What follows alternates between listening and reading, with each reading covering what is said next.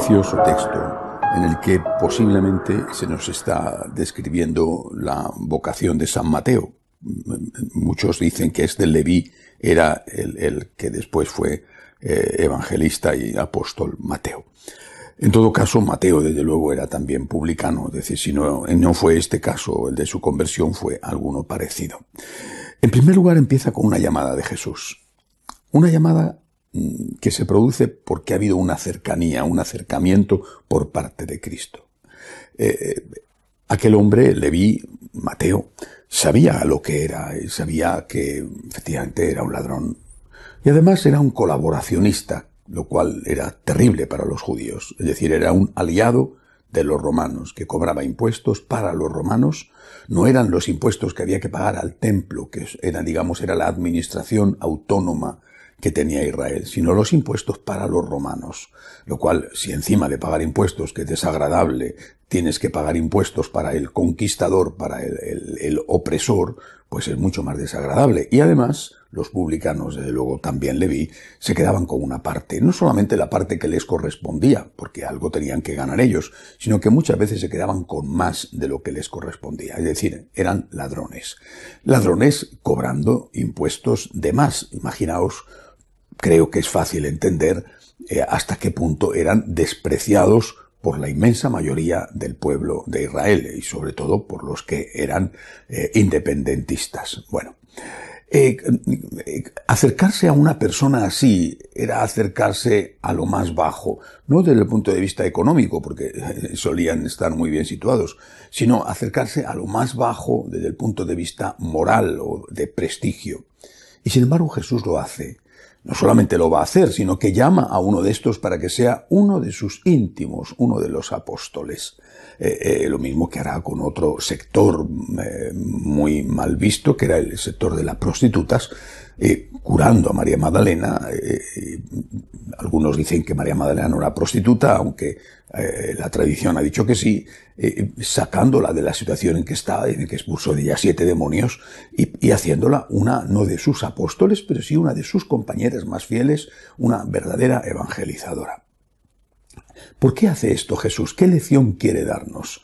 Primero, para Cristo nadie está perdido. Nunca. Nunca.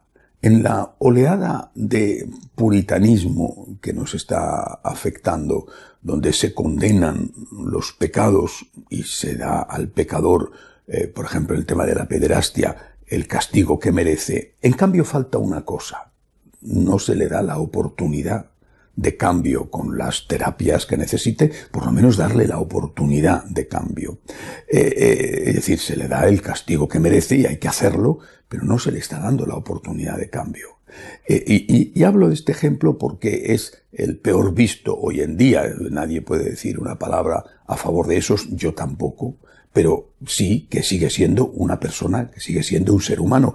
Las víctimas de él, de ese pederasta, tienen más derechos que él y tienen que recibir toda la ayuda que necesiten. Tienen que ser no solamente defendidos, justificados, apoyados, es decir, todo lo que ellos necesiten, sino que además tienen que ser reconocido el daño que se les ha hecho. Pero también al otro, también no es un asesinato, pero imagínense un asesino, también al asesino hay que evangelizarle, también al asesino hay que darle una oportunidad, es decir, en el caso de que hubiera sido un asesino, ¿no? También al ladrón, también al corrupto. Es decir, lo que el Señor nos está enseñando es que no hay nadie para Él que esté perdido, que para Él todos tienen una oportunidad. Después va a depender de la persona si acoge o no la oportunidad, o en algún caso quizás si puede o no acoger esa oportunidad. Nadie está perdido para Cristo. Esta es la lección. Nadie está perdido para Cristo. Hay una frase muy bonita, la he oído utilizada por varias personas, entre ellas el Papa Francisco, que dice que todos los santos tienen un pasado y que todos los pecadores tienen un futuro. Nadie está perdido para Cristo. Estés como estés, vengas de donde vengas, tú no estás perdido para Cristo. Ahora, hay que matizar también una cosa. El Señor no ha venido a llamar a los pecadores, simplemente. El Señor ha venido a llamar a los pecadores a la conversión. Termina así el Evangelio de hoy. ha venido a llamar a los pecadores a la conversión, porque esto también lo olvidan algunos. Es decir, para algunos los pecadores no tienen nada que hacer, eso están irremediablemente perdidos, hay que despreciarlos como escoria miserable, y eso va en contra de lo que Cristo nos enseña. Incluso el pecador peor, hasta ese está llamado a la conversión. Pero que es que para otros no hay conversión, no hay llamada a la conversión, hay acercamiento al pecador para decirle al pecador que siga pecando, que Dios le quiere mucho y que aquí no pasa nada.